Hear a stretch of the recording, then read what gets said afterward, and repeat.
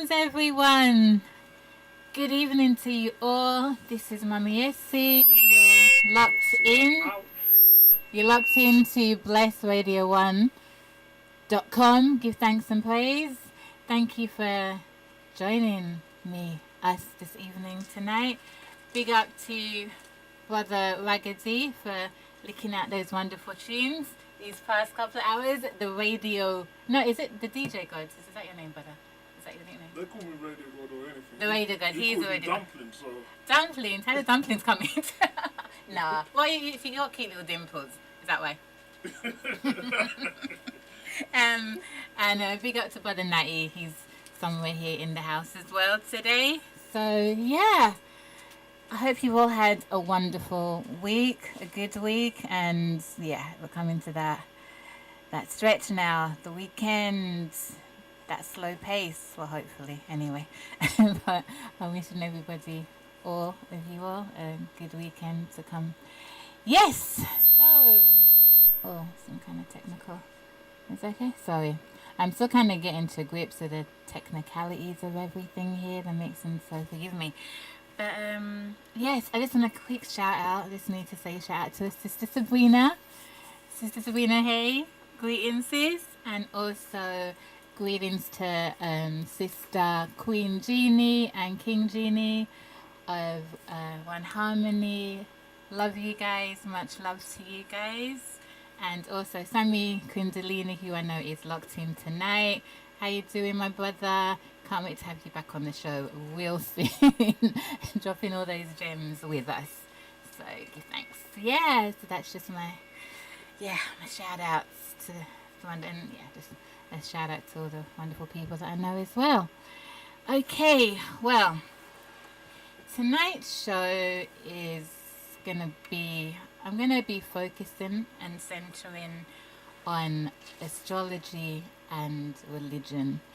This is a topic matter that has it has come up these past couple of weeks since we started doing the shows, and it's a very prominent, it's an important question, and the two kind of go together. And I just felt, because there's been times when questions have come up and I didn't have my proper notes and everything. And sometimes I like to be prepared for everything and have everything ready before I start putting out the info, because I don't like getting anything wrong. So yeah, I've got all my info and everything today, so I correlated all my notes together. And so I thought, yeah, tonight's the night that we explore this subject matter and go into it deeply. And so that's what I'm gonna be doing. And hopefully a little later on, if there is time, I'm gonna go into discussing tomorrow's upcoming full moon. And there's a beautiful full moon out right now. It's gorgeous, and just the moon is full, shining down on us. So I might just touch on that a bit more before we wind down on the show. So it's a Virgo. It's a full moon in Virgo. So we're going to touch on that again. I kind of talked a little bit about Virgo on the last show, so we're just going to continue, from where I left off there. So, okay, astrology and religion. Now I'm going to be focused, and I'm going to discuss mainly about the three main Western religions that we know of, which is Islam, Christianity, and we'll probably touch briefly on Judaism. But they're the three main Western religious systems that many people adhere to and to follow, particularly Islam and Christianity. So Islam and Christianity are going to be my main focuses this evening, and I think I might probably touch on Judaism a little bit more another time on another show. It's a fascinating area as well. So, like I've said, the past couple of shows, kind of my mantra is astrology it's not a religion. It's not a belief. You don't have to believe in astrology for astrology to work. Astrology just is. It encompasses the science, the magic of the heavens, of creation and our interconnectedness with everything. And though astrology is considered to be haram, which is forbidden in Islam and is frowned upon also in Christianity, what I want to show tonight is actually astrology is astronomy, astrology, the science of the heavens, the stars, is the actual bedrock and the foundation and the cornerstone for all of these religions. Because before we had religion, before we had man-made religion, we had the aligning and the connectiveness to the stars. From when the first ancient man and woman walked upon this earth and looked up into the night sky, into the heavens, and started to map out the constellations, started to name them, started to see images and create stories and see the stories unfolding. The stars would speak to them. That's how we got most of these mythological stories. It wasn't just the conception or the imagination of early ancient man. I personally do believe that there was that interconnectedness, because back in eons and ancient times gone by, we were more connected to this source than we are now. Many things have been lost. And it was when man started to fall away, ironically, that religion came about, because religion means to realign. The whole purpose of religion was to realign man back with the source of the spirit, because we were descending into an age and a period where our consciousness was falling further and further away from that natural connectiveness. The ancients that conceived and grafted and honed in on the beauty of astrology laid down and gave to us. So astrology, or the science, really, let's just say the science of the stars, was that main religion, was the first religion. Before religion as we know it came about, we had the science of the stars. Ancient man, ancient woman saw their interconnectedness with the stars, with the heavens. They charted the course of the planets, the fixed stars. They started to graft out and mathematically time and predict when we would have lunar and solar eclipses. So they were very, very far ahead and technologically, spiritually, astrally, intellectually advanced. Ancient man was, the concept that we're given, that only in the last couple of thousand years of, humanity's consciousness ascended or taken leaps and bounds, that's not the reality of the fact at all. So, like I was saying, the science, the navigation of the stars, our connectiveness, man's connectiveness to the heavens, how ancient man saw and realized that what was going on up there would have a direct effect on what was going on down here. Early astrology, or what became astrology, was, again, it was the priests, the wise men. I'm sure it was the wise women, but we always hear usually the wise men, but I'm sure there was wise women and priestesses there. We chart the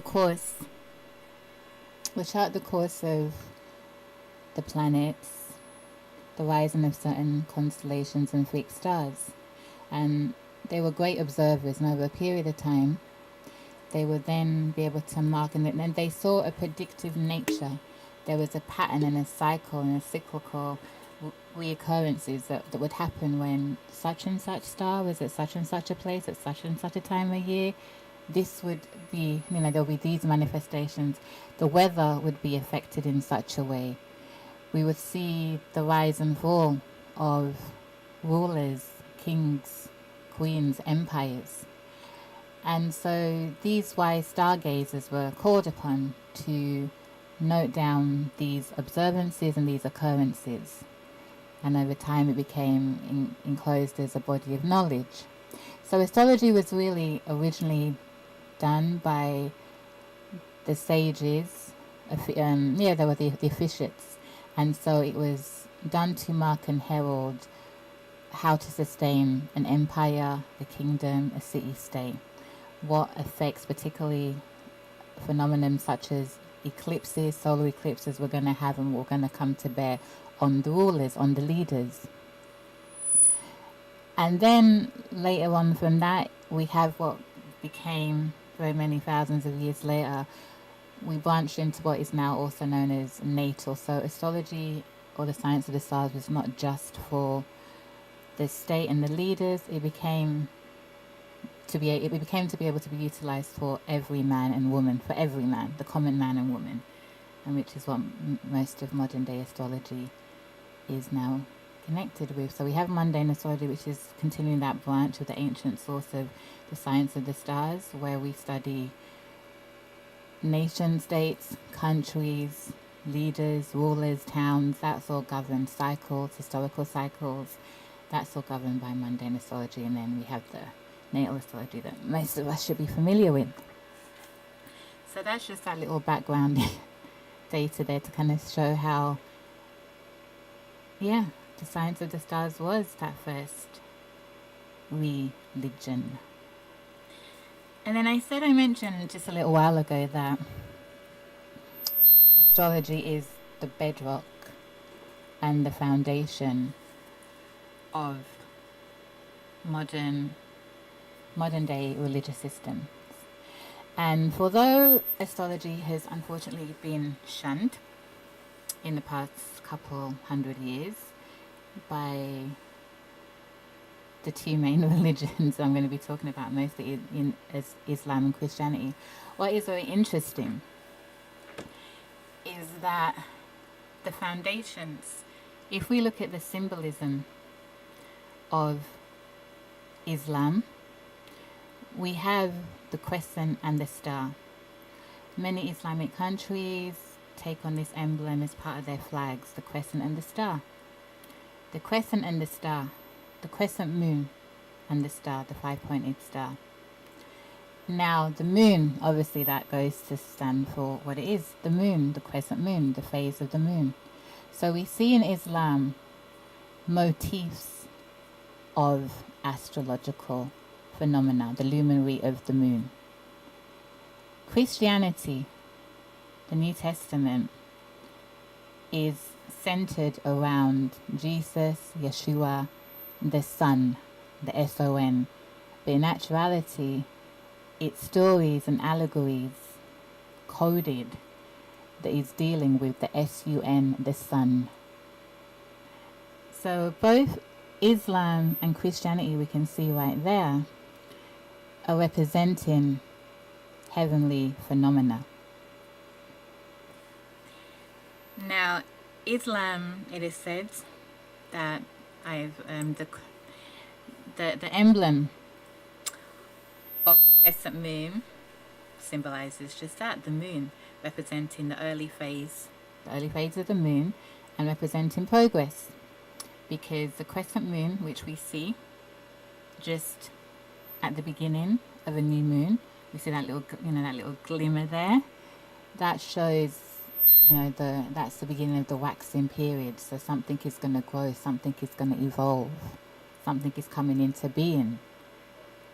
So maybe the original fathers of Islam, that was why they took on, or they embraced, that emblem. Though, as a side note, it was via the Ottoman Empire that the symbol of the star and the crescent became more affiliated and more associated with Islam these past 200-300 years.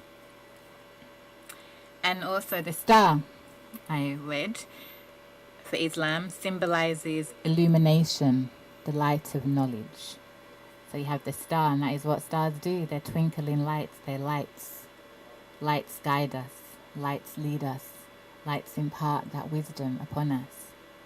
So I thought that's quite beautiful, that's quite interesting, that again, in one of these major beautiful religions, you have the emblems, you have the star law embedded within the fabric of their thinking, in terms of the ideology or the symbol that they put forth to represent their religion. Because symbols are very powerful. Symbols also do something. Symbols go and they cut to the core of our inner knowing, our ancient knowing, and to Akashic records. Sometimes we see a symbol and we may think that we're not necessarily registering what that symbol is, but we know because symbols tap back into that right side of the brain where the language is symbolism. Language is decoded and understanding through images. Hence why the Medinetu, one of the greatest symbolic images, and we can even call it a writing system. But again, that's another science. But again, symbols are very powerful and very potent, and go beyond words to relay their message to us.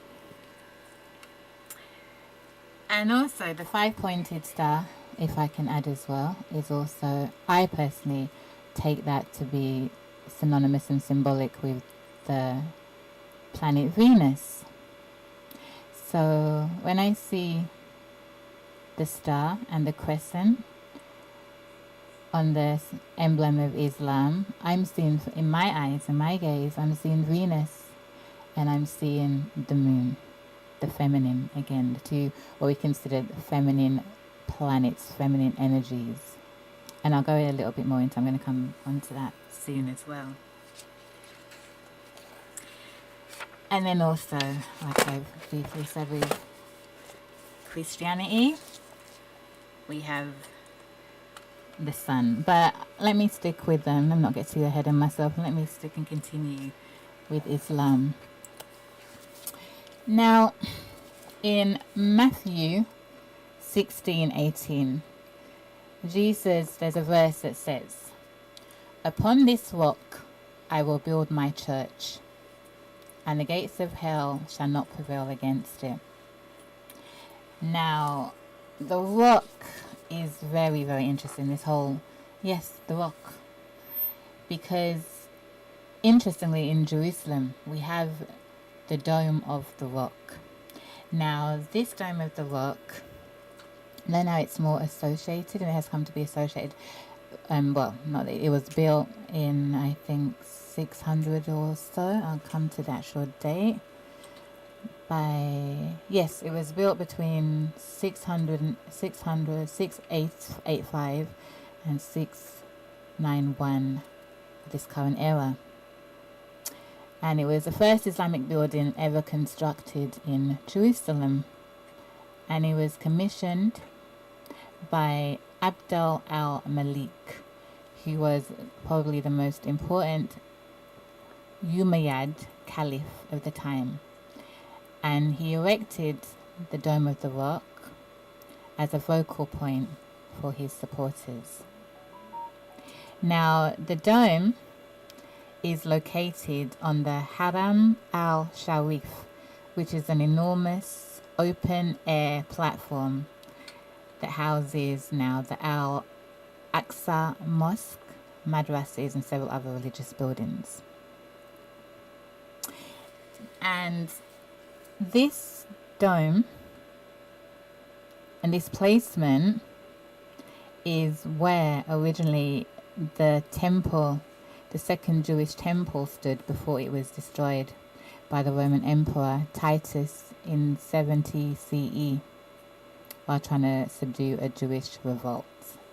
And those of us don't know, the second temple was destroyed and has yet to be rebuilt, which is quite devastating for Jewish followers. It was essential. So, the rock, the dome. So we have this dome. And again, so we see the connectiveness with this foundation, this place here where this rock, this dome stands, with its connections with Judaism and Islam. Now, a dome in the ancient world was associated with the heavens.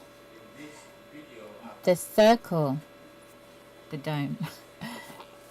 So the dome, as we see again, is a motif, a symbolic motif showing the connectiveness of creation. We see again the star law, the star connection. The dome in Islam, I have here written, symbolizes Allah's universe. And now I know there's many talk, I'm just diverting here, of the earth being a globe or a dome. There's been a lot of discussion about that. But again, so we see that dome, and through the sacred geometry, through the shape, there's a meaning and a connectiveness.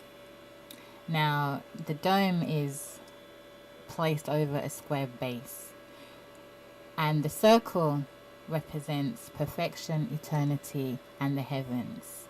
And the square in geometry represents the earth. So again, we have here a celestial building, a celestial archetype connecting back to the heavens. So again, seeing I'm trying to show the point, to highlight the point of that connectiveness. So even in buildings, even in religious iconic buildings, that whole connectiveness, where it was connecting the heavens, bringing the heavens to earth, realigning, always showing that connectiveness to the celestial realms, because it's one. Heaven and earth are one. There's a mediumship, but we're still quintessentially one. So human beings and the creator and the gods and goddesses are all one still. And so yes, and so I heard that point is kind of I demonstrated, or I put that in a way that is that can be starting to, for us to see where that interconnectedness is still always there. I want to also discuss the feminine aspects, because again, within the three major religions, we see it more with Christianity and Judaism. The feminine is there, though it may seem like it's very male-centered, a male god, a male high god, a male son of God. But the feminine is still there, and the feminine, because you always have to have that balance. So with Judaism, we have the Shekinah, which is the feminine side, the feminine aspect of God. And like I mentioned on the very first show, Friday is also the Shekinah's day. Friday evening, the night of the Sabbath at sundown, is when the Shekinah descends from heaven and comes down into the homes and into the beings of humanity, and particularly women. And also Friday is Venus's day. And then in Christianity, we obviously have Mary, the Mother of God. The Mother of God.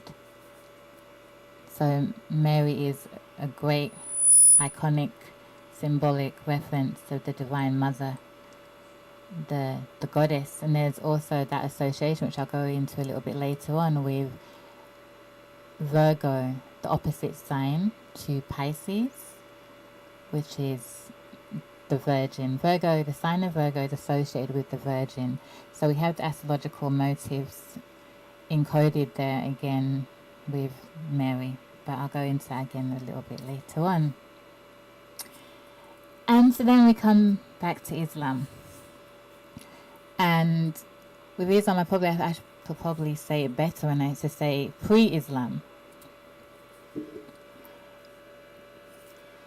In pre-Islamic Arabian culture, the Arabian Peninsula, we had three goddesses, triple goddesses.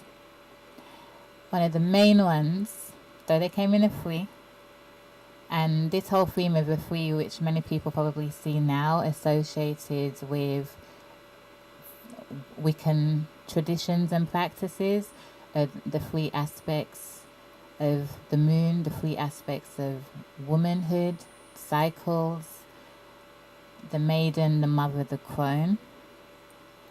We have that, and that is to be found in pre-Islamic culture, and particularly around the sites and the regions of Mecca. And one of the great goddesses of that region in those ancient times was a goddess known as Alat, Allat. Also, sometimes Alat was spelled Alatu or Aliat, Alilat. But Alat is the main, was the main word term for this great goddess. And Alat, alongside her, was two other sister goddesses known as Al-Yuza and Manat. And also, Alat was also synonymous with various other goddesses, and also the goddess Ashera from the Near East, who's also, Ashera is the great mother goddess. Now, the symbol for Alat was the lion, the gazette, and the crescent moon, and the rock, a cubic rock. So come back to the rock again. And Alat was also, some historians, some scholars have hypothesized that she was a consort of Allah. There's some other stories that say that these three goddesses were the daughters of Allah, but they were still synonymous. They were the feminine counterparts of the masculine, creator. So if we go back to Al-Yuza was associated with Venus, Aphrodite, our African Orisha goddess, Oshun, and Manat, so I said, but it's pronounced Mana, was the original and the oldest amongst her sisters. And Mana was the goddess of fate, fortune, time, death, and destiny. And again, her major cult was in Mecca, and her symbol was the waning moon and the cup of death, and she represented the crone aspect. Al-Uzza, probably we could associate her with the mother, and Alat could possibly be associated with the maiden aspect. But the triple goddess aspect, it's always really one, but it's broken down into three, because there is a one creator, but the many gods are all reflections and emanations and archetypes and energy imprints that all comes and spurns from the creator, both the feminine and the masculine. So we there can see though that Alat is a lunar deity. So could it be possible that the emblem that we see associated with Islam is a link and a remnant and a pain of homage back to this great feminine goddess energy and archetype, that feminine principle that brings and nourishes the world, that nourishes us, the creation? So, it's like how I see it is Islam is carrying the feminine branch of that luminary, because the sun and the moon are known as the luminaries in astrology, the lights. So the moon is a luminary. The moon governs the night, the yin, and the sun is a luminary that governs the day. And they could also be associated with the two halves, the two dimensions of the brain, consciousness. The sun is our day state, our day consciousness, that we are consciously aware of and we work with during the daylight hours. And the sun would represent that yin energy. which is, I'm sorry, we had a message coming up there. My apologies, I haven't given out the line today, have I? So let me just do that quickly. If anybody wants to get involved, wants to send a message, wants to call in, the phone lines should be coming through soon. Should be coming up soon, or I might open it up shortly. But the number for the studio is 079 444 313 66. I'll repeat that again. 079 444 313 66. So, hope everyone got that there. So, back again. So I was saying, the moon and the sun, they're representing the luminaries and the different dimensions of our reality, of creation. So again, we have that, the feminine energy is represented, and I think it makes sense to have that balance, particularly with the two more modern religions of the past 2,000 years, 1,400, 600 years, being Christianity and Islam, to kind of carry that mantle of one being synonymous or one heralding or ushering that conscious state or that consciousness or that energy of the sun and the energy of the moon. Whether or not this is just, it's just how divinity works and consciousness works, or how it was conceived of by the early founders of these religious systems. Though we are told, we're not necessarily told that, but things evolve in time, and we always go back to nature. No matter what, nature is always working through unfolding its knowledge and its divinity to us. So it comes through. And though in Islam, astrology is considered haram, like I said, which is forbidden and frowned upon, it's very interesting that it was during Islam has done a great deal in bringing forth or resurrecting ancient astrological science in these past 100, 400 years, when at the time when Islam at its in inception, in its early years, one of its leaders, just getting my notes, I don't like to distract, say things that's not on point. Yeah, basically the early and medieval Islamic empires did the greatest works in reviving and promoting astrological knowledge. And one of the main aims was to realign back. They saw the significance and the connectiveness and the importance of understanding our connection to the stars, to the heavens. They knew and conceived of that as above, so below principle, and to know thyself. And one of the ways of knowing thyself was, in actuality, to be going through the medium of the science of the stars. So it was the Arab Abbasid dynasty that came into power, and they founded the city of Baghdad in 762. And they were the first in this Greco-Arabic translation movement of translating many ancient Hellenistic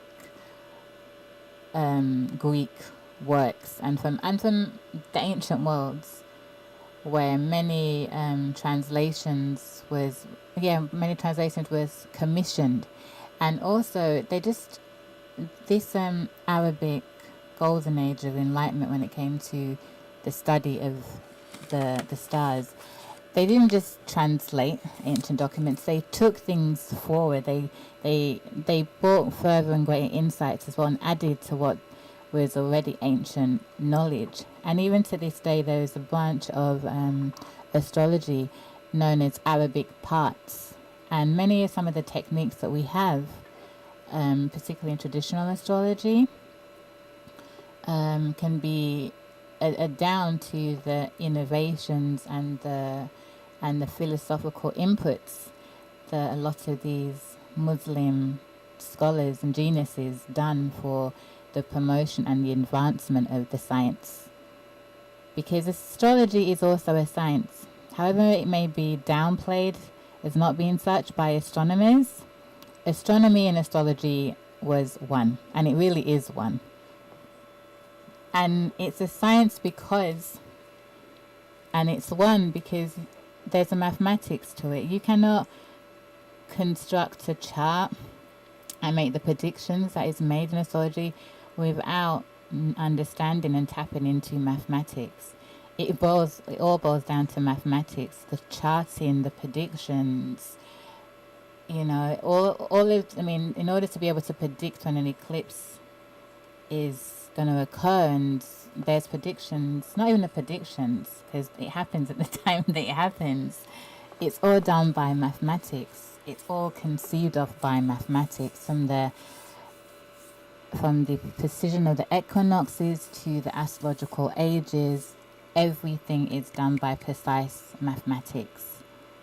So, and then from that precise mathematics, which could be tapping and linking in with the left brain, the sun, then comes into being the symbolic, intuitive understanding of, right, we have this fantastic data. What is the meaning of this? What is the meaning? What does this mean? What can we expect from this? What are we to learn? What is the lessons from this? And that is where the astrology comes into it. So the two is one. The left brain or the left hemisphere or the sun aspect can be equated with the astronomy, and the mathematical element and the intuitive symbolic understanding can be associated with the moon and the right brain. But it's one. It's one. The two work together. You cannot have one without the other. So to downgrade one for the other, it just makes no sense. And that just shows a fragmentation that doesn't need to be there and doesn't really exist anyway. Because in the ancient times, to be an astrologer, you were an astronomer. It was one. You charted the course of the planets, the fixed stars, the heavens, what was happening, what was likely to happen, and then you interpreted it, and you then made that, well, could be what's going to happen. This is what we might need to do. This is what this period, this weather, it affected agriculture, everything. So you prepared and you worked with that. So it is all one. It's all one. So I just find that very interesting. I'm always kind of intrigued that, again, we have a lot to thank the Islamic ancient scholars. Well, I say ancient, not too ancient really, a couple 100 years, 1,000 years for their work in reviving this wonderful science and realigning us. And so it's a shame that it's kind of shunned or not known or not understood about. So I hope part of why doing this show tonight is to kind of show the other side. And there's always another side. There's always a flip side to everything. There's, a side that we're not always all very privy of, but it's there nevertheless. And if that helps just to kind of change and to help change the perspective and to take away this fear or this shunningness, or to start to help take away that dimness, which really isn't dimness, it's about light really, then I hope that this show will start to do that, and I hope it will kind of inspire listeners and people to just do a bit more research, and no matter what denomination, no matter what religious denomination one follows or is a part of, like was said a couple of weeks ago when Balasami Kundalini was on the show, we can still be open-minded. We should still be open-minded and always seek to question something. So if something is told to us not to do it, instead of always just blindly following and just, okay, we've been told you stay away from this, don't do this. It's okay to ask, well, why? Why should we stay away from this? Why? And I think sometimes we've been conditioned not to ask the whys.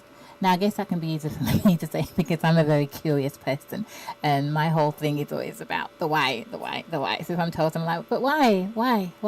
But, and I just want to always go out and search. If I can't be given a satisfactory answer, or no answer, I'm going out to look for it. I will still respect what is being said and the views and the philosophies therein of why that might be the case. But if I feel that I'm not really being given very much information to go on by and just being, just told, just don't do something, and I want to look into it why. And I know there's even within Islam, I came across it was said that the Prophet Muhammad, peace be upon him, had stated that, or kind of had didn't want the followers to engage too much with astrology because it felt that it took away from just focusing on just doing God's work, which I can totally understand, and I understand and respect that philosophy as well.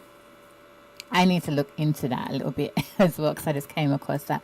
So for me, that's an area that I need to do a bit more research in as well. But I'm just sharing that, putting that out there, and I can understand that, and and even within Christianity, there has been this thing of similar, I think, rationales and reasonings for staying away from astrology.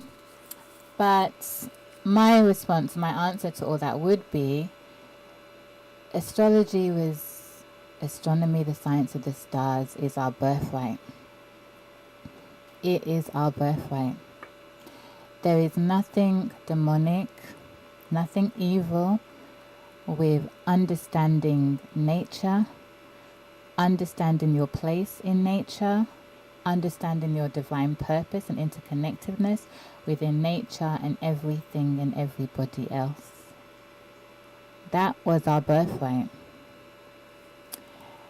It's like in the story in the Old Testament, in the Bible, between Jacob, the two brothers, Jacob who became Israel, and his brother Esau. Now, Jacob understood the value of the birthright.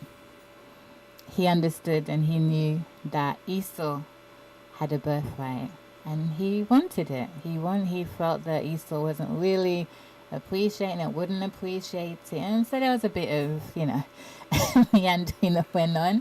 He caught Esau when Esau was at a vulnerable moment. He had come back from somewhere and he was hungry, and Jacob presented to him some food, and Esau just, if we look at the allegory, we're just thinking of the moment. So I think the story was, Jacob is like, I want, basically for some of this food here, can I have your birthright? Can I have, And Esau just thinking of the moment, he's hungry, he's not really thinking far ahead, and probably he's not really understanding the value of what the birthright really means, would really mean for him, his descendants. So being absent-minded, not really in the moment, not fully aware, he's all right, yep, go on, it's okay, take it, it's not my food, I want my food. And hence how he lost his birthright. So I think that's a very deep message there and story, and I'm always struck by that, in all of these wonderful stories in the Bible, there's so much teachings that we can incorporate into many different areas of our lives, and teachings about life, humanity, human nature, divinity, and we can take a lot from that. And that's why, like what I'm saying, it's our birthright. Understanding our place in the great scheme of things, understanding is what religion teaches us to understand and align with the Creator through their religious books, their writings, their practices, their festivals. It's not that much different really from astrology. It's doing the same thing. And like I'm saying, the study and the science of the stars is a bedrock, the foundation of it all. So it's not such a bad thing, is it really, if we look at it from that perspective, that way? Anyway, lovely listeners, I'm gonna take a little break here. I think I've been talking quite a lot in the past, 40 or so minutes. So I'm gonna just have a little break and I'm gonna share with you. I'm gonna play a beautiful song. I just came across this earlier today. I've never heard of this artist before, but I heard this song and it just done something for my spirit, my soul. It's beautiful, beautiful, beautiful song.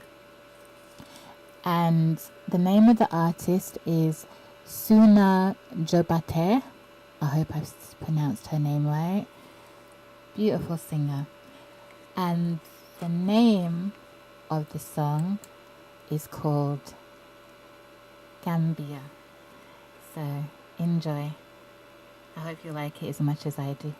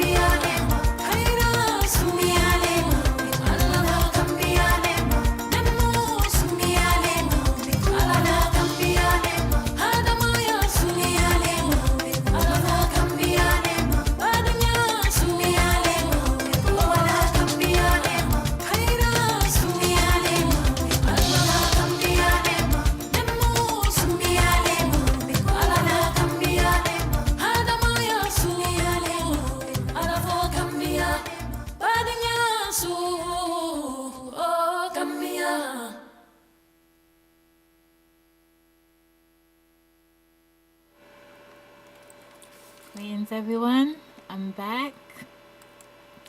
I hope you all enjoyed that song as much as I did. I love it, and I love the core. I love that Malian, West African music from the regions of Mali, Gambia, Senegal. Oh, it's beautiful.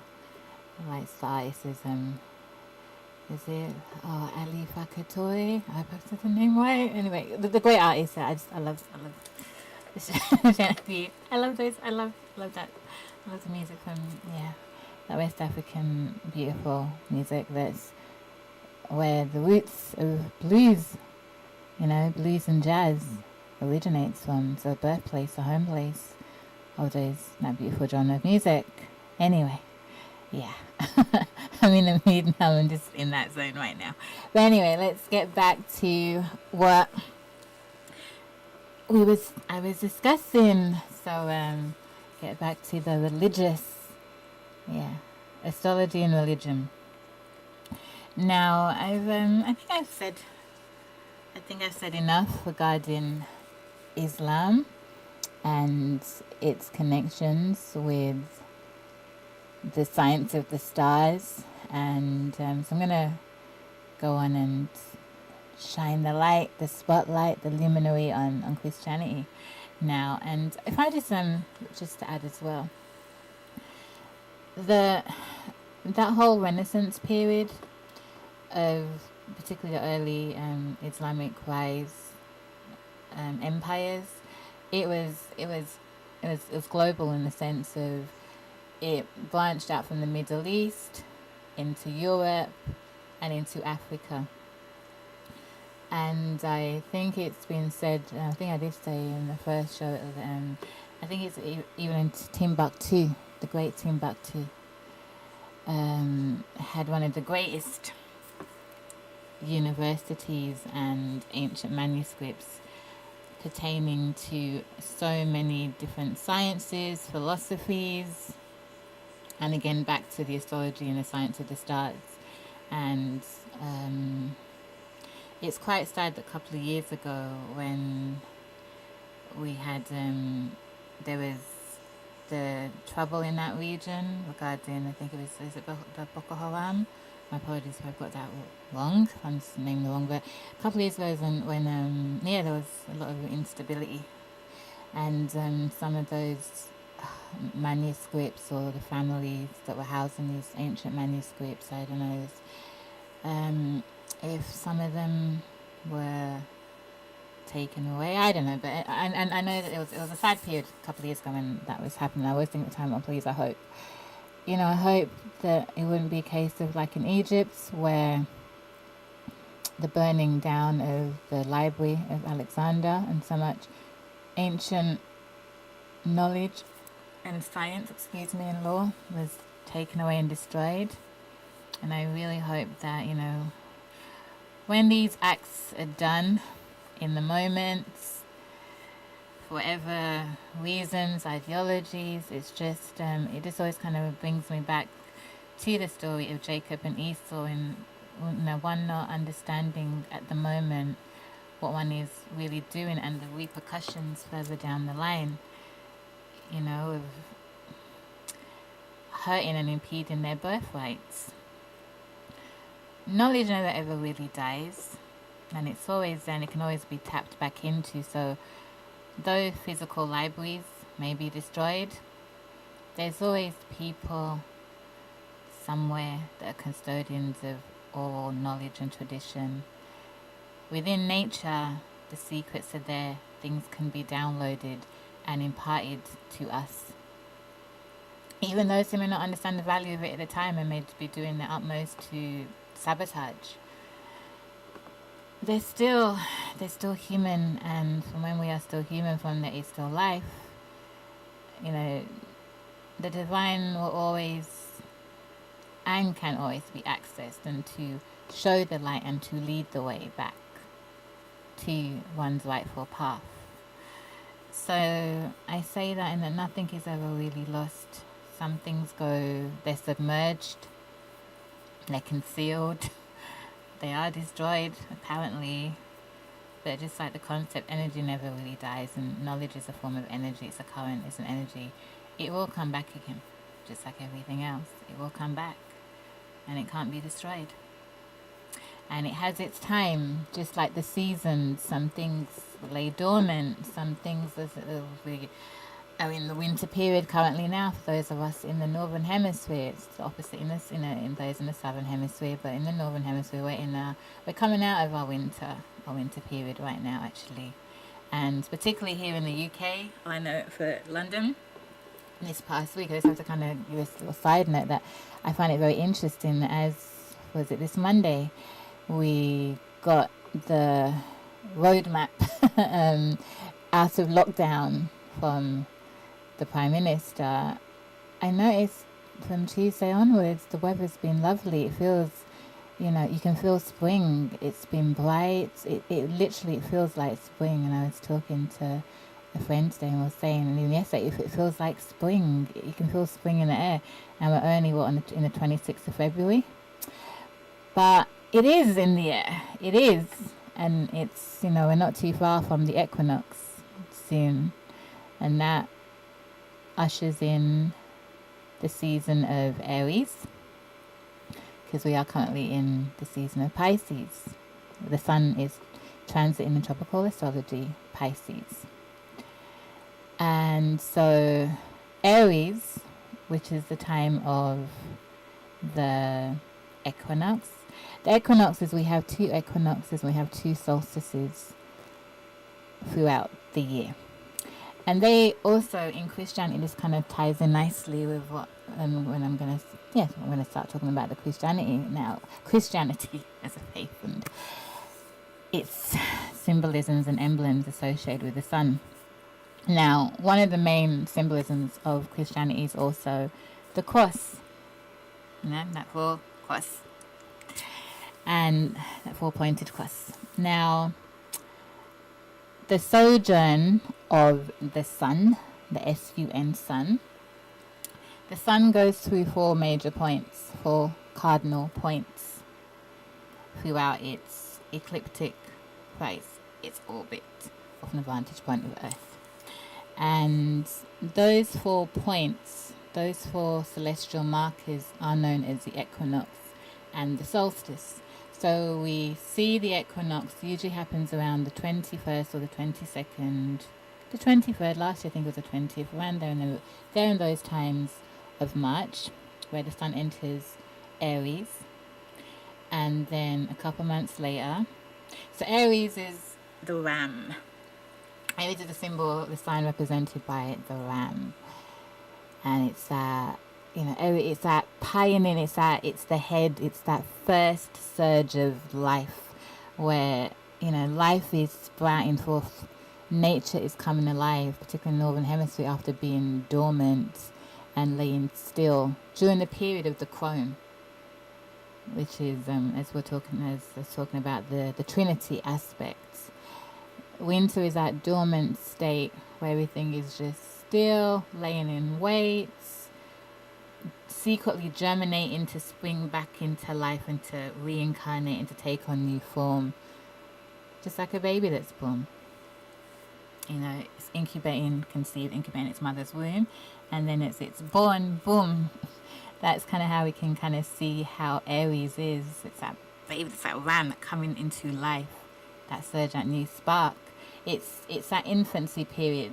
Aries corresponds with that infancy, that toddlership, where everything is new and new to this world. The babies, exploring, wanting to explore and get into everything. Everything is just, have to be first, have to do this, have to just get in there. Everything is a wonderment. Life is a wonderment. And there's an endearing spirit that I find with people who have Aries, who are Aries sun or Aries energy in them. There's this innocence, and there's just this spirit, this dynamic energy just to go on, just explore. There's not that fear. There's no fear, because they see potential.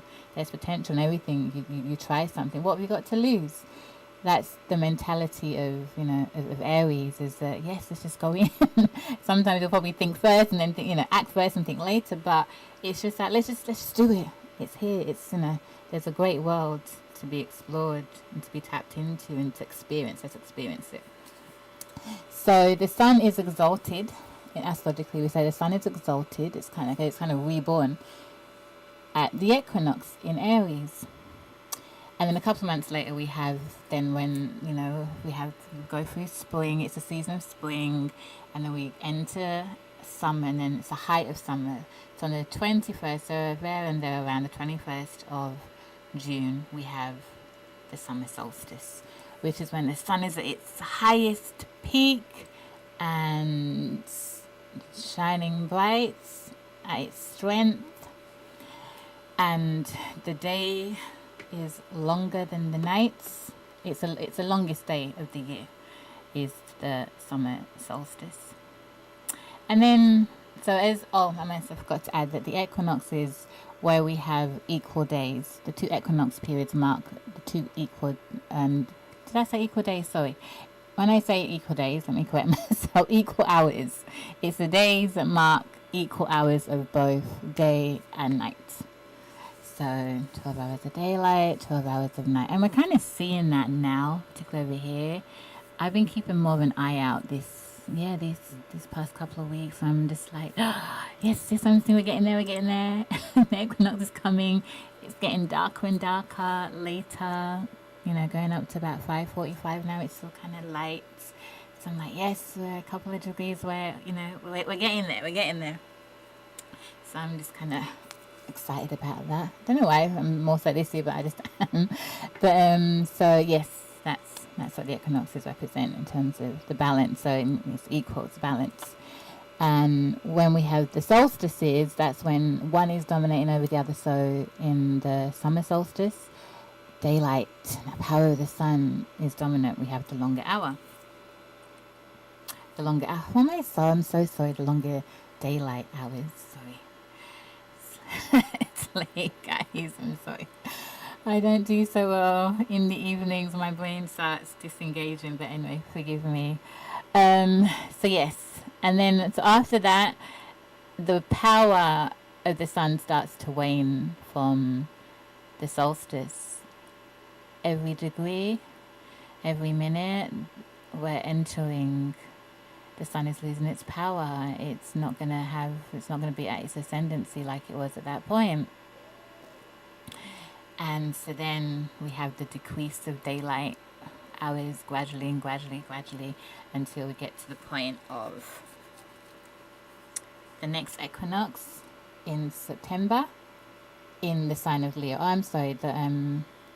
The summer solstice always occurs in the sign of Cancer. And then when we have the next equinox in around the 21st, 22nd of September, that then marks the same, that balance, the balance, the sun and the moon, the daylight and the night is in accordance again, the same daylight hours and nighttime hours. And then there's that gradual, we then ascend where we are moving towards, or the sun is losing its power and its strength. And it's descending. We have that period in the mythologies of the underworld beckoning and calling, and where we come to the 21st of December, which marks the winter solstice, which is where the power of the yin, the night, rules, and we see the shortest day. I hope I made myself clear when I didn't say. Let me just repeat myself, because like I said, guys, I'm not good at night. We're going to be laying this information. Yes, I think I did say, but just to double check, I don't want to get anybody confused. Summer solstice, the longest day. Winter solstice is the shortest day. So just clarifying that. Sorry for repeating myself, but just want to make that clear. So yes, so we have then the shortest day of the year, and again it's when the sun is gone in under the horizon, but within that, 3 days later, on the 25th of December, is the birthing, is the ascendant. So the sun has sunken down, but from that point upwards, there's going to be the ascension. And then the pattern follows, and again until it comes back down again around to Aries and the next equinox.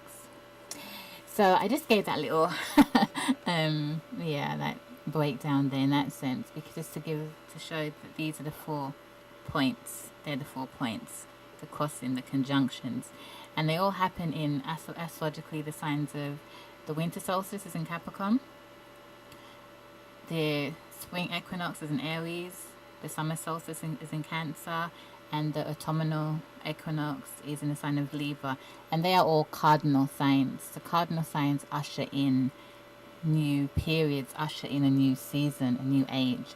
So cardinal signs are very active. It's doing energies. Yeah, they move things along, innovators in their own different ways and in their own essences.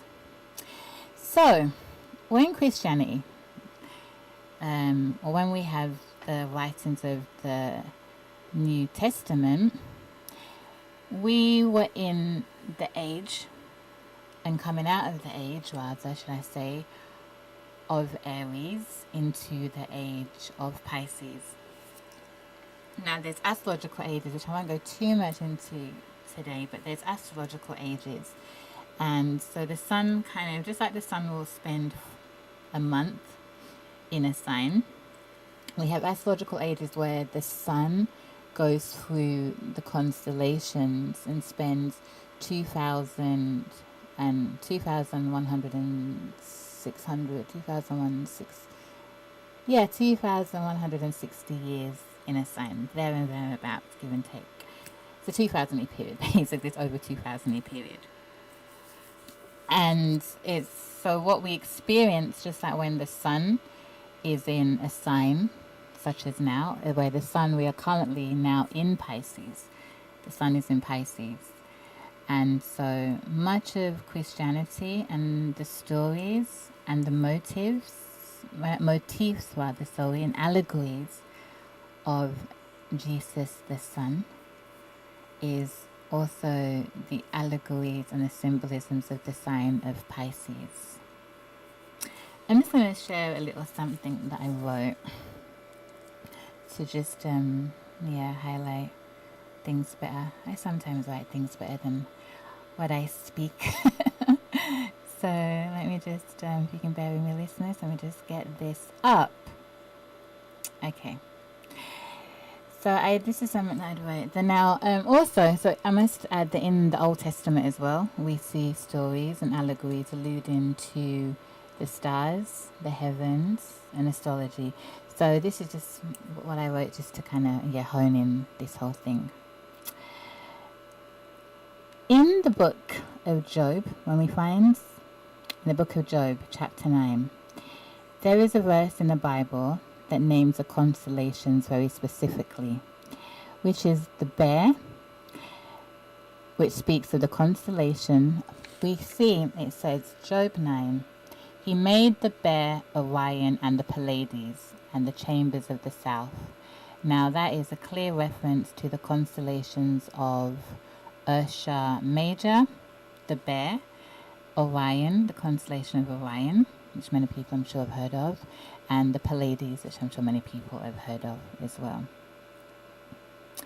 So I'll just repeat back to my slide. It's one of the few verses in the Bible that names these constellations so specifically. The bear speaks to the constellation Ursa Major, the Great She-Bear, which is part of the group of 3 constellations, the other 2 being Ursa Minor and Draco. Together, they make up the image of the goddess and the dragon. These constellations are situated around the North Pole and have been held to be sacred since ancient times. Orion and Pleiades are prominent constellations that are held up highly in many cultures. And then I went on to write,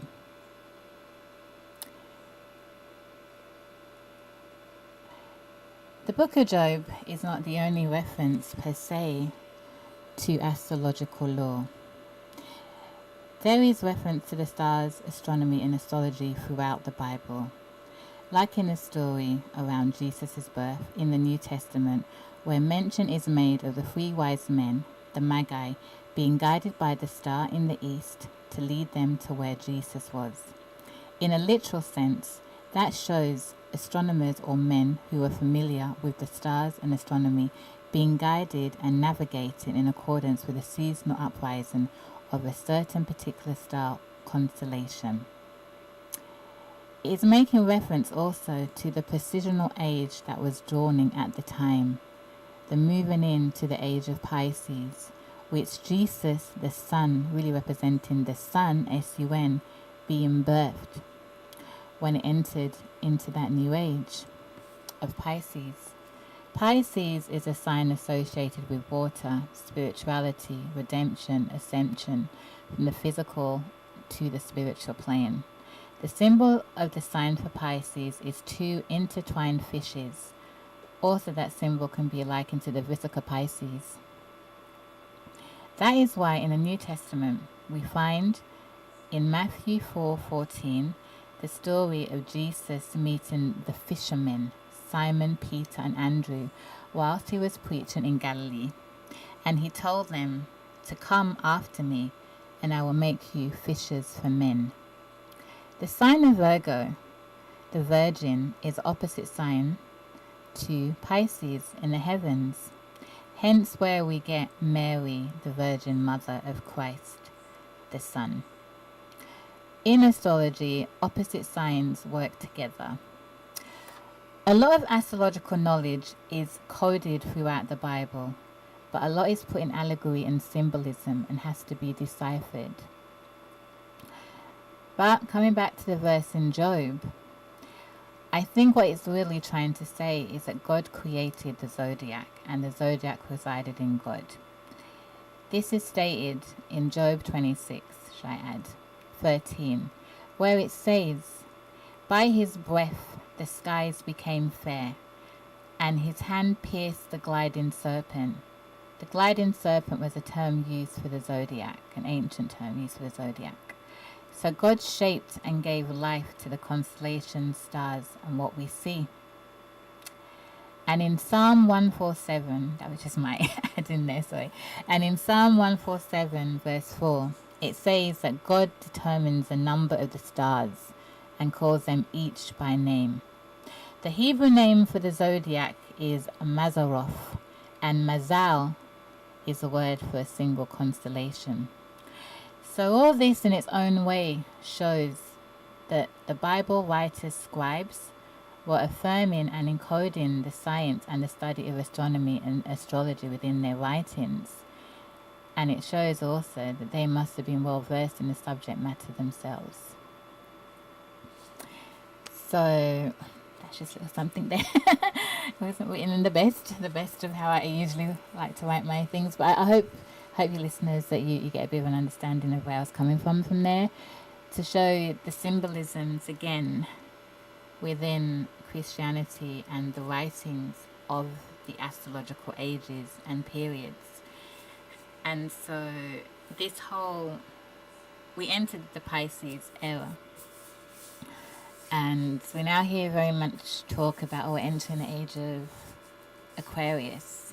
There's a change, there's a shift, we're moving to another age, which we are gradually, but it's not the time frame that most people think, like it's now a couple of years. It's still quite a distance away, though again there's a lot of there's no consensus as to when that date will occur, because due to other astronomical debate things which I won't go too much into now, just to why it's not encoded. But we are, and we're seeing the whole shift of a gradual, things happen in gradual stages. So it's not like one day we just wake up, boom, and we're in the age of Pisces. Though that does happen in a sense, astronomically it does, because we will see that when that emergence, we do see the chart of the sun against the backdrop of the constellations during these ages like that. But in terms of there's a gradual shift and evolvement in consciousness that is felt on this earthly plane, the celestial plane, and within us. And so you see a lot of, again, for this age of Pisces, which we are kind of, we're at this crossover, because the energy of Pisces, which is a beautiful energy, it is still there. And we are also entering and feeling and experiencing the energies of Aquarius, the water bearer sign. the sign of the people, humanity, also our own individuality. But again, so we see, what I want to make the listeners aware of is these astrological symbolisms encoded, speaking to us, speaking to the adherents, the followers of the faith, that it's there. You know, the astrology, the science of the stars, it's there, that naturally affects us. And so the writings of the Bible, of the biblical scribes, was to reflect and to encode that of the age and the period that we were going to be in, and how it would affect humanity, and how through the sun, charting the sun, would affect the consciousness and what to expect and what to see. Hence why the stories, like I just mentioned there, of the symbolisms of mentions of the fishes, of water, because again Pisces is to do with water, the great ocean, the great cosmic waters. And when one becomes a Christian, you know, they become born again and they're submerged in baptism, water. Again, that's so. Again, we see that whole Pisces thing come into path there. Also, even if we even take the experience of slavery, because Pisces, energy of Pisces is being taken away, being stripped of one's identity, one's foundation. Everything that you have known can be stripped and taken away from you. Taken away. Lost at sea. Sometimes Pisces love to, sometimes Pisces like to disappear and go away. They just want to just run away, just be at peace, be away, But in slavery, people weren't freely taken by their own accord. We all know what the story of slavery is. It was done non-voluntary and violently.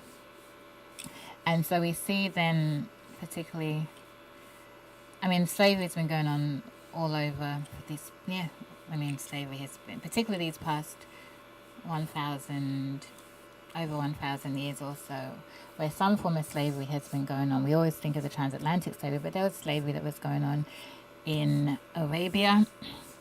There's slavery that took place on the Indian subcontinent, the New World, so within Africa as well. So it's been a human condition, an unfortunate human condition that's been with us for quite some time. During this age of Pisces, we have seen this many taken away forcefully, unwittingly, from all that they know, from their loved ones, and having to graft some form of a new identity. They are sacrificed, they become the sacrificial lambs, just like Jesus was.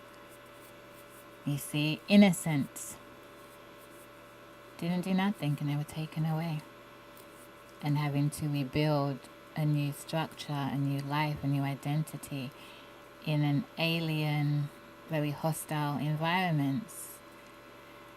But even with all of that said, it strengthens the spirit, because Pisces is a very spiritual sign. It's a highly spiritual sign, and it shows and it represents the soul or the ego being stripped of all that it knows, becoming egoless. And sometimes when that is stripped away, some higher force comes about, and we yearn and want to seek connection back to that divine source, because we realize that is all that we really have. That is one thing that can be counted upon, relied upon: the Creator, God the Father, the Mother, the Son. So that is why I do also have the understanding, and why every religion is for its age and its period, and serves and reflects back to its believers and its followers, the times and the story of the soul and the consciousness. And many people, we might be physically out of chains, but there's all types of different states and bondage that people may find themselves in all the time. So what that Pisces energy does is to work and to help us when we are lost, to reach and connect to soul and to spirit.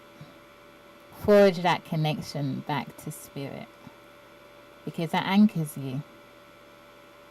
I believe so anyway. I could be wrong. That's just my personal belief.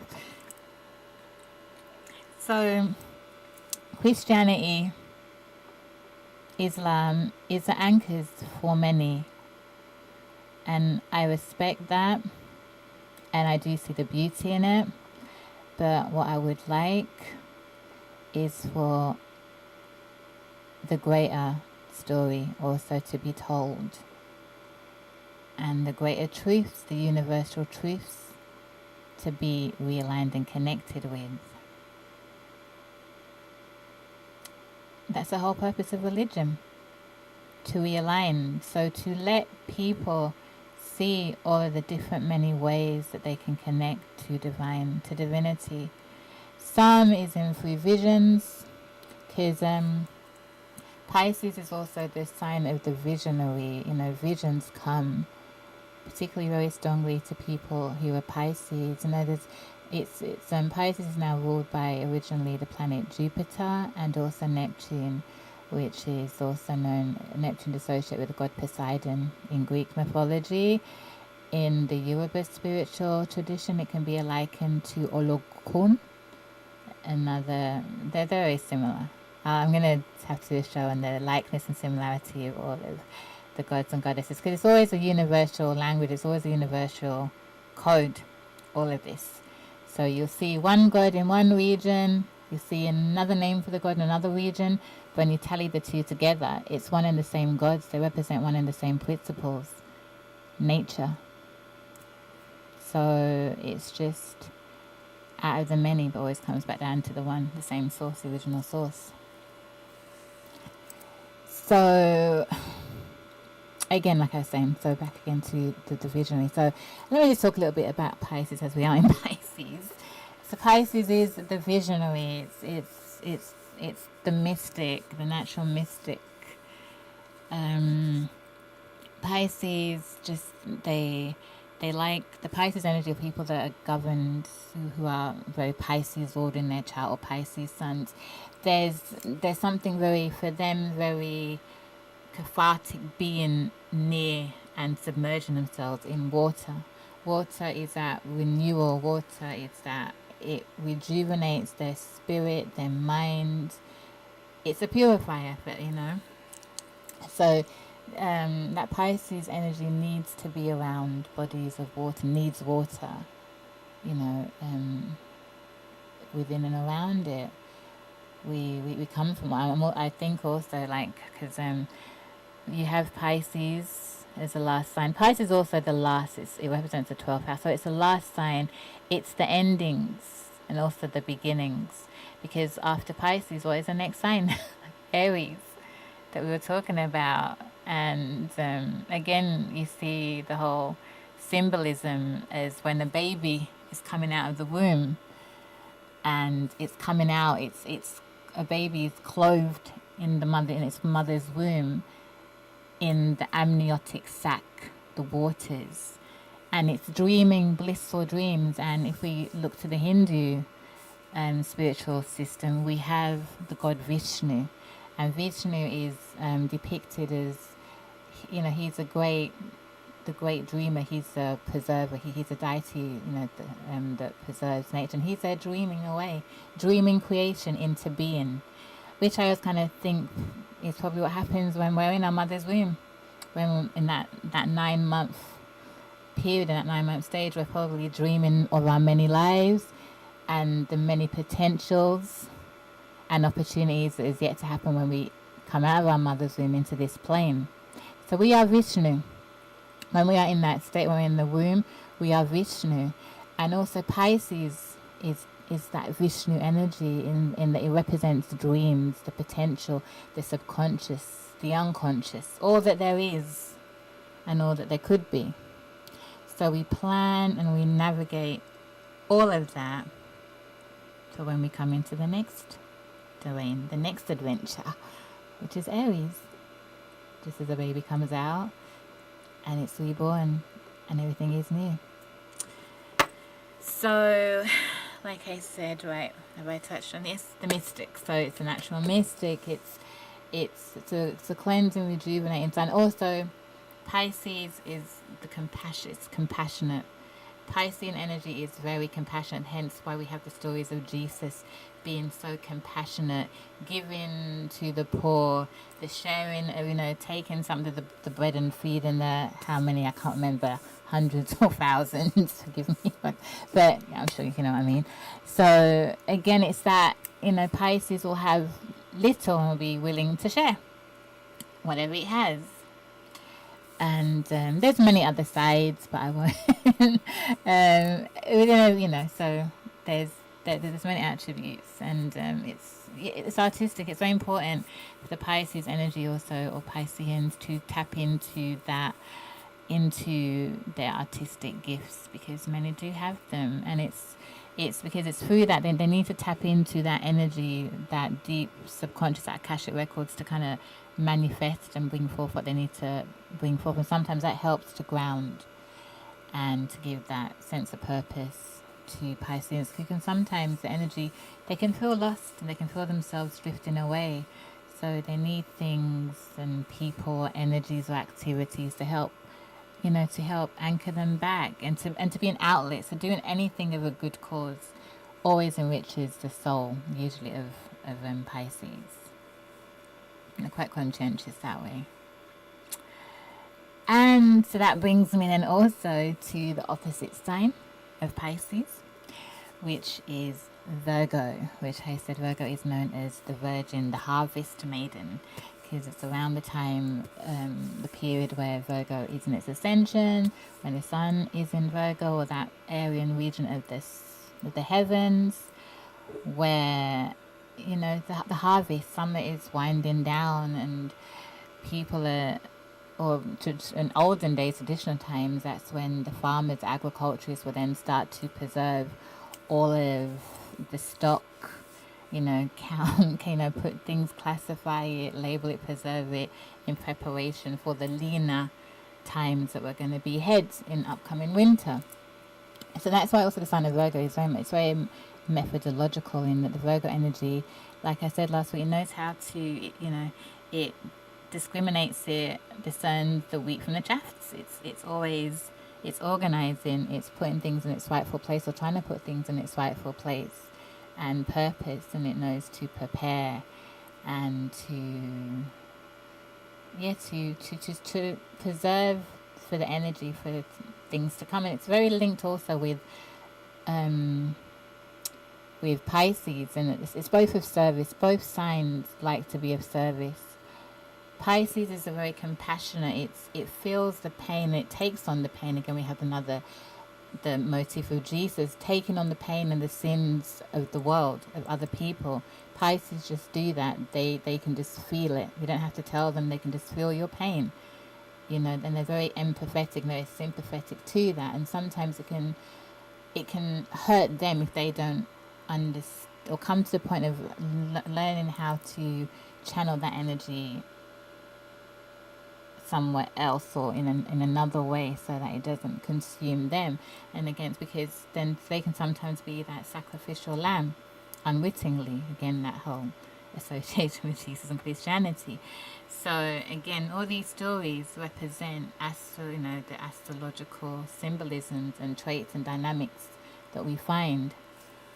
So sometimes for a Pisces, just like with all of the signs, it's good to tap into the opposite sign facing, which is Virgo, and hence vice versa with Virgo, tapping into that Piscean energy. Because whereas, like I said, Pisces is about that universal of being of service to mankind, spiritually, through artistic endeavors. Virgo is of service to humanity through being productive. So it's an earth sign. So Virgo wants to, it's not always going to be all lovey-dovey and, I feel for the world kind of thing. But they feel it. But they channel it, because Virgo is a very sensitive sign. But they will channel that energy to, like, okay, this needs to be done. So my way of giving back to others and to the world is to serve and to do something productive to make life that much easier. So if it means, you know, getting the clothes ready, organizing your socks and your clothes and everything nicely, neatly, for you, so that when you get up and you go into work, it's all there. That's Virgo being of service. If it's just, being one's just, assistant in the workplace, or the one that just does, that takes a lot of the share and the responsibility of their role and other people's jobs, they just will gladly just do it because it's them being of service. And Virgo, it doesn't seek and doesn't want that accolade, but they do want to be appreciated for the work that they do. They're not looking for glory or praise, but they just want appreciation, which we all do, which is only right and natural as well. So again, we have those. That's how the energies will play out there.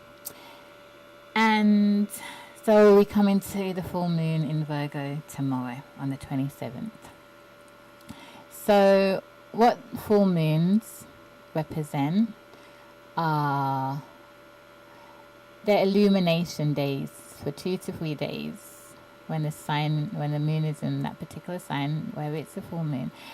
It illuminates. The full moon brings things to accumulation. It brings things to a climax. Sometimes it can be built up energy that just gets released at the time of a full moon.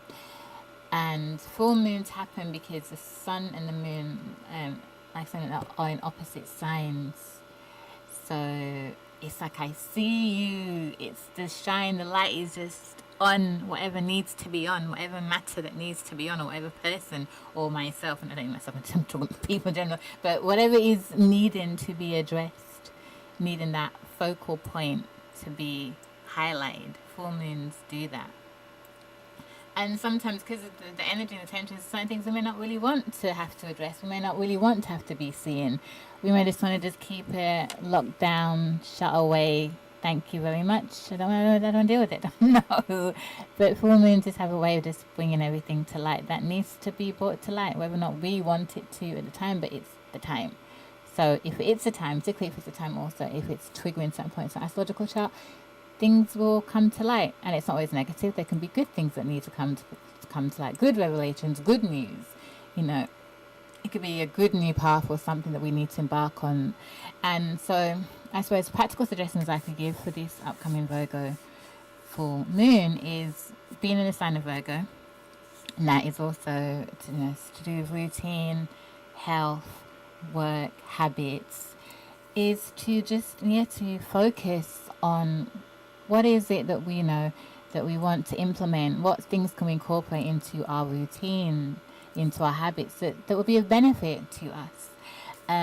It's also a period in time, particularly if people can, because Virgo also, the energy of the sign rules the digestive system. So sometimes during these periods, and the moon is in Virgo, it can influence and have an effect on our digestive systems. And so people that are probably sensitive, who have sensitive digestive systems or sensitive things that they eat or energies and atmosphere, can feel that could be slightly bothered during this time, during this particular period. So again, so just a time to be mindful and careful of what we eat. And it could also be a time where if we found that, such and such time I eat something or I don't feel a particular way, maybe this full moon could give us that deeper understanding about that. So to pay attention to what we eat, what could be affecting us. It doesn't have to be things that we consume that's negative. It could be things that we do or consume that is beneficial for us, that has a good effect, that makes us feel good, makes us feel better, makes us feel energized. And then consume or incorporate those things more into our lives and maybe into our daily lives as a whole going forward. You see, so that is one of the practical things that we could incorporate. And so we could do affirmations of what things that we'd like to do, even in terms of work. Sometimes it would be employment work, but just work things. What do we do that can be considered work that still brings us joy, that we love to do, that we feel makes us productive and to be of service, not even just to others, but service to ourselves, taking care and nourishing ourselves. And because also Virgo is considered the Virgin sign. The Virgin sign, I know what people may think in the terms of it's virgins and virgin, but it's not necessarily always that in that sense. What it really truly means is that the Virgo energy is comfortable with being by themselves. They're comfortable with having that time just to be at one with self, to think, to reflect, to go over, to plan. So it's to be just you're efficient. You don't have to rely upon anybody else to be efficient. It helps us to master becoming efficient and to be reliant upon our own reserves and our own resources and what we have to offer ourselves and the greater world. So that could be some. So that's again things that we could look on and hope to implement as well for these next couple of days in this full moon period. And also tomorrow's full moon, it falls on, well, the numerology of the day is a number 7, and how we come to that numbers figures because it's on the 27th. So if we take 2 and 7, we add that up. 2 and 7 is 9 on the second month of the year, which is 2 again, so that's an 11. And then we take the year numbers, which is 2021. So from 11 you add 2 more, you get 13, you add another 2 more, you get 15 plus the 1, so it brings us to 16. But we always reduce that to the single digit number, which will give us and take us back to the number 7. And so the number 7 is a very spiritual and sacred number that has come up, that is universally respected and revered. And I'm just going to read a little something here about the number 7. The sacred number 7, which occurs in nearly 600 biblical passages, is probably associated with the idea of cosmic harmony. We learn from Genesis that God sanctified the 7th day. Genesis 2, chapter 2, verse 3. And from Leviticus, chapter 23, we hear that the Jewish liturgical, I hope I pronounced that right, liturgical year, this sacred, I suppose, was constructed around septenary cycles, which is 7 cycles, 7 back to 7. The 7th month, the 7th year, and the 7th by the 7th year is of great significance in Judaism. Should I say that again? Because I might say that too fast and just for it to penetrate again. Okay. The 7th month, the 7th year, and the 7th by 7th year have great significance in Judaism.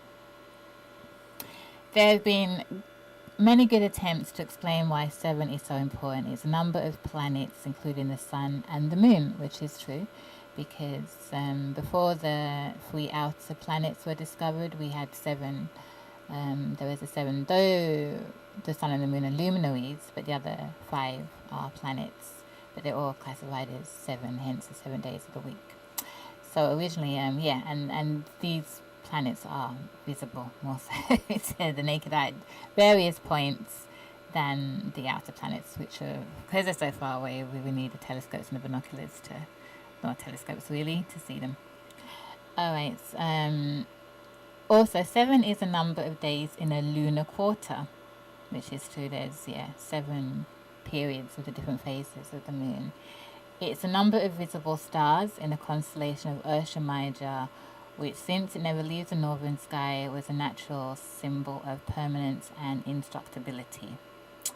And just to share just a little bit of that. I think this is taken from I forgot the name of the book, but I'm sorry, it's the name of the book, I can't remember. But I got it online anyway. So that's just a little reference there about the number 11. Oh, me and my wife, I hope I didn't detract from what I was trying to get out there. The sacredness and the special essence of the number 7. So number 7 is an energy of introspection. So again, it just taps in the feeds in very nicely with that Virgo energy, because Virgo is also very introspective, reflective, observant sign. So again, it probably it will be a good day to go in, to reflect, to hone in on that energy. yeah, and I like what was written and what I've come across also with the number seven, with being associated with balance, and just it's like the seven octaves, or was it the eight octaves? But it's just that the frequency it is about balance. It's something that just always wants to resonate and to strike a balance. And again, that kind of does tie very nicely with also the essence of Virgo, which is it's about balance. Ultimately, what the Virgo energy wants to do is to bring and to erect balance in life and within nature. So there's yeah, I think I'm kind of winding down, and I've kind of said, I think hopefully what has needed to be said today, tonight, this evening. So yes, I'm just ruminating in my brain if there's anything further else to add. But I hope that I've shown the links, and I hope I've helped to further that understanding, particularly of how astrology, the signs, play out, and how religious systems have tapped into that and are tapping into that, and how it is there. It may not be consciously being made aware, and like this is what it, but it is there. And so that's why I hope, going over what I've gone over tonight, we can start to look at things a bit differently. And when we see certain symbols, when we hear certain stories or certain, we can see that there's always more. There's always more to it. There's always more. There's a greater story. We're never gonna ever fully know and understand everything, but there's always so much more that we can do in our time traveling, sojourning this beautiful earth, to gain understanding about many things. And there's just so much. This is the age we're moving, like I was saying, we are moving through this age, into this age of Aquarius, where things are opening up. Aquarius is also associated with the story of Prometheus, who was in mythology. He took a lot of the knowledge of the gods of the heavens and he imparted it onto mankind, and he was punished for that, because, so the story goes, some of the gods wanted to guard some of the secrets and the knowledge and the information, and didn't want humanity to know too much and probably get up there in their ranks, which is kind of similar. And it's funny, if we go back into the story of Genesis, where after Adam and Eve are partaking of the tree of knowledge, the Elohim, which is collective, we're like, oh my God, no, no, they've partaken of that tree of knowledge, and they're gonna become like us, or they'll kind of know what we start to know. So there was kind of like a shutdown of, no, they can't take this tree to become, they can't eat from this tree and then become immortal like us. So again, there's a lot of deep messages in those stories as well, about it's just in human nature sometimes where one set of people want to guard something that they feel that is theirs. Sometimes again they feel it could be justified, because too much knowledge in the wrong hands can be a bad thing. Too much knowledge that's not given or received at the right time can become not so much debased, but it's in the hands and in the minds of who is receiving it. And some things we do need to be prepared to be able to receive and to take certain things. They say knowledge is for all, which I agree to, but I believe it's in stages and phases. It's just like when we're learning from when we're young, from how we even learn how to read, it's bit by bit, learning the letters, the pronunciations, and then we then form and structure the words, and then the sentences, the paragraphs, and we're reading away. Knowledge is very much kind of like that as well. It's a gradual process. Some people are born geniuses and can accumulate and access a lot of information at rapid paces, but accessing information and fully understanding it are two totally different things, and can happen at two totally different points. So I always say that it's always good to take in information. If we don't fully understand it, just let it marinate. That's my favorite expression. Just let it marinate, because you might not understand it now. You might not get it now. You might think it's absolute rubbish now. I'm just talking in general on all kinds of things that we may come upon. But just let it marinate, because somewhere down the line, later on, if it's meant to have that inner understanding for you, it will. Something will happen to jog your memory, or to, you just get this realization, this understanding, that's what such and such was about. That's what this means. And it was a time, it was a season. So, everything in its time. Everything is always in its time, so we don't have to always rush things. So it's okay not to understand certain things at certain times. It's okay to kind of okay, I'm not really getting this, but I always say, please just don't fully discard it. Just leave it there, because you may or you may not. It may or may not serve you any purpose in this, and if it doesn't, it's okay. It's just gonna be logged in and registered in the Akashic record anyway, somewhere out there. So so again, this age of Aquarius is about that. It's about opening up our minds, being exposed to knowledge, information that we may not have been privy to before, but just being open-minded to it, because Aquarius is a very open-minded energy. It's about letting everything have its time, its place. Everything can coexist at its same time. It's okay.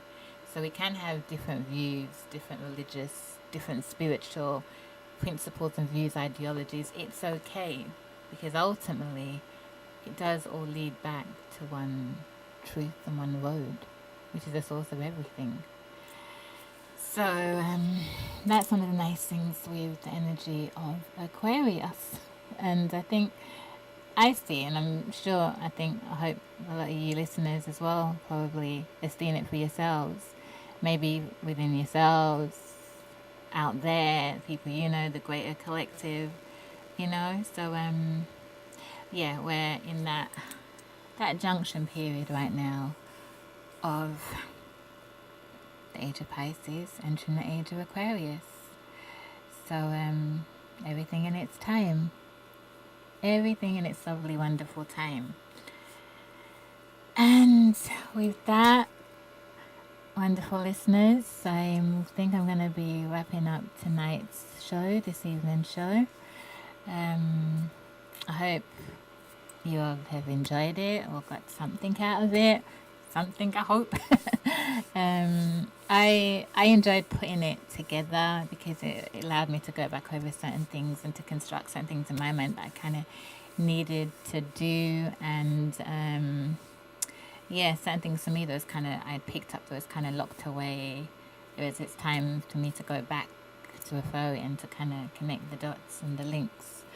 So I think I'll just quickly touch on Judaism also, with again we see the Star of David that was mentioned on here a couple of weeks ago, the first and the second show. Also the Star of David, which is representative of the symbol of Judaism, as well as the menorah, the 7 candlesticks, again going back to that divine spiritual number 7. That links there. That's another symbol of Judaism. Again, maybe I haven't gone to too much research into that, but could there be the links also with the menorah and the 7 traditional planets, the 7 the planetary energies, and we have within the story that's laid out in Genesis of creation coming into being, within those 6-7 day period. So it's probably all it's all there. It always is there.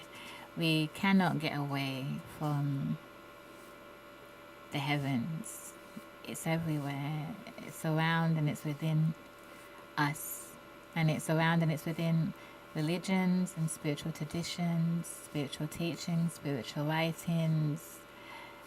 It's everywhere because it's a foundation. And like I said from the beginning of the show, around the beginning, it's the rock, it's the foundation.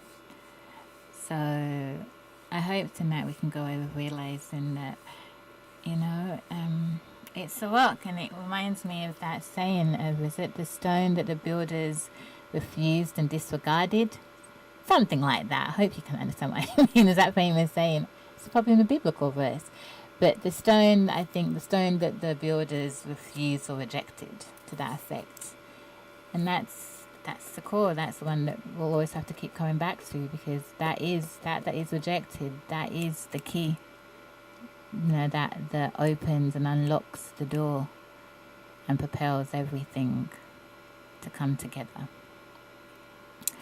So, with that, listeners, I'm going to wind tonight's show down, and I'm going to bid you all a wonderful evening, a wonderful week ahead, and it's been lovely, having these last couple of hours sitting down and just talking. Just talking. Me one, speaking to all of y'all. Okay then, all the best, and till next time, wishing you all a great and wonderful week ahead. And I'm going to sign out again because I'm feeling my beautiful West African, Malian, Gambian tunes. So I'm going to sign out with the wonderful tones of the wonderful legendary singer Salif Keita and the song Tegere. Having a bit of a technical glitch here. My apologies. Just waiting for technical assistance. It's coming. Okay, good night everyone.